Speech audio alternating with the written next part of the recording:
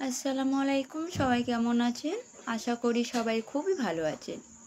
তো আজকে আমি চলে আসলাম এই প্রচণ্ড গরমের সময় রুই মাছের পাতলা ঝোল নিয়ে। তো চলুন চটপট আমরা রেসিপিটা দেখে নিই। ফার্স্ট আমরা এখানে 3 পিস রুই মাছের পিস নিয়ে নিলাম। এরপর এটা আমরা লবণ হলুদ মাখিয়ে 10 মিনিট রেস্টে রেখে দেব।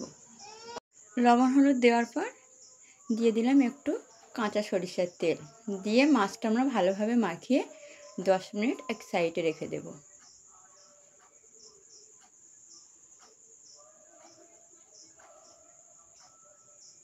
এরপর আমরা মিক্সিতে নিয়ে নিচ্ছি 1 পিস টমেটো, দিয়ে দিলাম 1 পিস পেঁয়াজ কুচি, এরপর দিয়ে দিলাম সরিষা। এবার এটা মিক্সিতে দিয়ে আমরা একটা পেস্ট বানিয়ে নিলাম। এরপর নিয়ে নিলাম একটা কড়াই, তার মধ্যে আমরা দিয়ে দিলাম সাদা তেল। তেলটা ভালোভাবে গরম হয়ে যাওয়ার পর এবার আমরা মাছগুলো ভেজে নেব।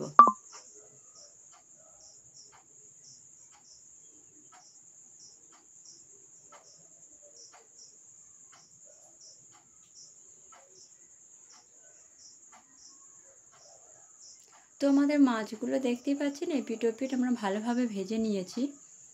এবার এটা আমরা একটা প্লেটে নিয়ে নেব।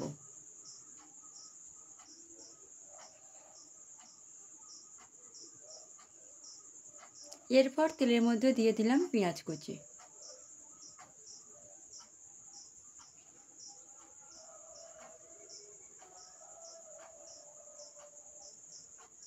তারপর দিয়ে দিলাম তেজপাতা।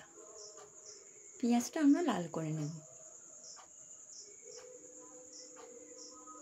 তো পেঁয়াজটা লাল হয়ে গেছে, এবার এর মধ্যে দিয়ে দিলাম 1 চামচ আদা রসুন বাটা। আদা রসুন বাটা দেওয়ার পর একটুটা নাড়িয়ে চাড়িয়ে নেব। তারপর দিয়ে দিলাম যে পেস্ট আমরা বানিয়ে রেখেছিলাম সেটা এর মধ্যে দিয়ে দিলাম।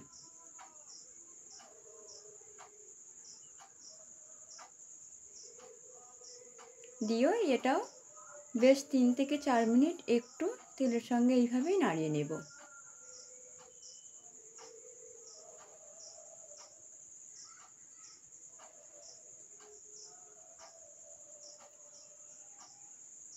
এবার আমরা দিয়ে দিলাম 1 চামচ হলুদ গুঁড়া, দিয়ে দিলাম গুঁড়ো লঙ্কা 1 চামচ, জিরে গুঁড়া, দিয়ে দিলাম ধনিয়া, দিয়ে মশলাটা এবার ভালোভাবে আমরা কষিয়ে নেব।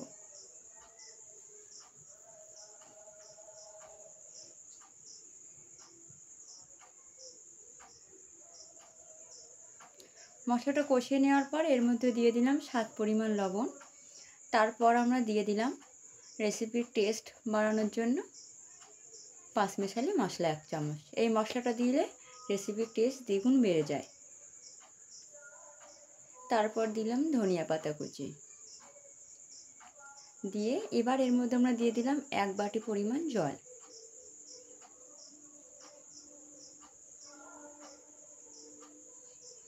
জলটা এবার ভালোভাবে ফুটিয়ে নেব। জলটা ভালোভাবে ফুটে ওঠার পর এর মধ্যে আমরা দিয়ে দিলাম যে মাছগুলো আমরা ভেজে রেখেছিলাম, তার উপরে দিয়ে দিলাম গোটা কাঁচা লঙ্কা, দিয়ে এবার এটা ঢাকনা দিয়ে দিলাম। যতক্ষণ না আমাদের রেসিপির তেল ছাড়ছে ততক্ষণ রেসিপিটা রেডি হচ্ছে না। রেসিপিটা রেডি হয়ে গেছে, এর মুখে আমরা দিয়ে দিলাম গরম মশলা গুঁড়ো। তো দেখতেই পাচ্ছেন আমাদের রেসিপির তেলটা ছেড়ে দিয়েছে, আমাদের রেসিপিটাও রেডি হয়ে গেছে। আপনারা কিন্তু এই প্রচণ্ড গরমের সময় এইভাবে রুই মাছের পাতলা ঝোল একবার ট্রাই করবেন আর কমেন্টে জানাবেন।